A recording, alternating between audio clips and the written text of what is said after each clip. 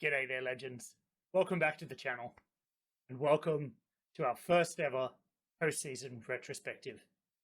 We're going to be doing a fair bit of talking today, so go grab yourself a coffee, settle in, and of course, here's to you. If you've been following the channel, you know I just finished my first season of Terror from the Void. Or finished publishing it anyway. Stop splitting hairs, Trudy, no one likes a stickler. So, if you're not familiar with Terror from the Void and wondering what it is, you can go check out my video about it over here. In short, it's an overhaul mod for Phoenix Point. It aims to shake up some of the story and mechanics of the game and try to bring back some of the Lovecraftian horror that defined the early releases. So how'd I go in my first playthrough? Well, not great. I ended up abandoning the campaign around mid-February in-game, as it became obvious I'd fallen well behind Pandoran progression and was being quickly overrun in the tactical missions. So today, we're going to have a look back at the campaign, see why I failed, what were some of the highlights of the campaign, and what I think of the mod after a playthrough. Well, we all love laughing at other people failing, so let's start with why I lost. If your knee-jerk response is just, you suck, honestly, you wouldn't be too far off. I played this campaign almost perfectly badly. My expansion in the Geoscape was way too slow. By the time I abandoned the campaign, around, again, mid-February in game time, I'd only activated about 5 bases.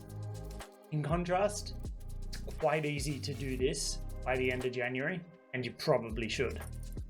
I even received several comments on some of my videos from experienced players asking why I wasn't activating more bases, why I was expanding so slowly. Well, this was actually somewhat intentional on my part, but it was based on a big misunderstanding. You see, while reading through the mod release notes on Steam, presentations on Google Drive, the Phoenix Point wiki, and conversations on the mod's Discord, I just got confused and totally misremembered what I'd read. I went into this campaign with a mistaken understanding of the mod's incentive structure regarding exploration and advancement, and based on this misunderstanding, I made the fatal decision not to activate bases. So this then meant I struggled to expand my reach on the Geoscape, reducing my ability to earn resources from exploration and haven defenses, and it allowed the Pandorans almost free reign to expand and speed through their progressions and evolutions.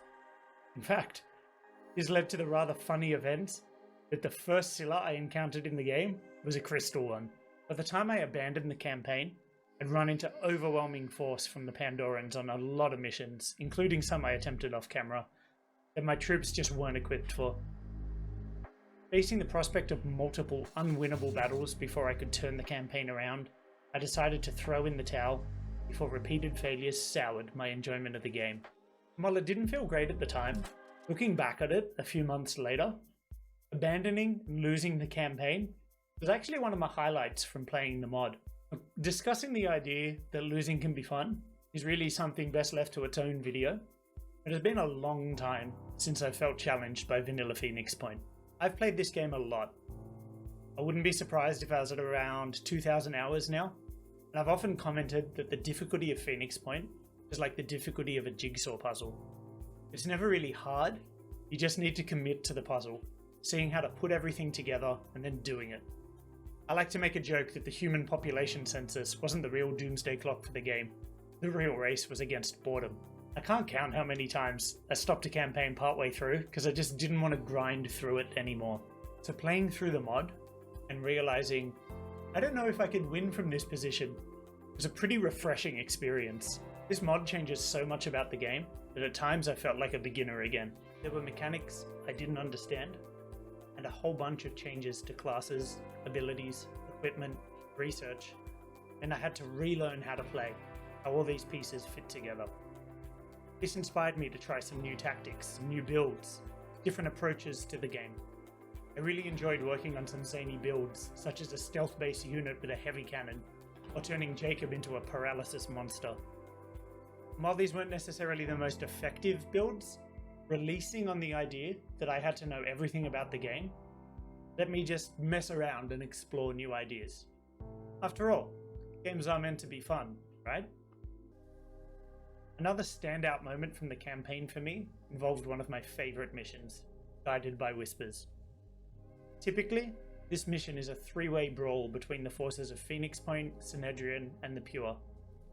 While playing with the Better Classes mod before Terror from the Void released, a member of the Phoenix Rising team left me a message hinting at their plans for this in the new mod.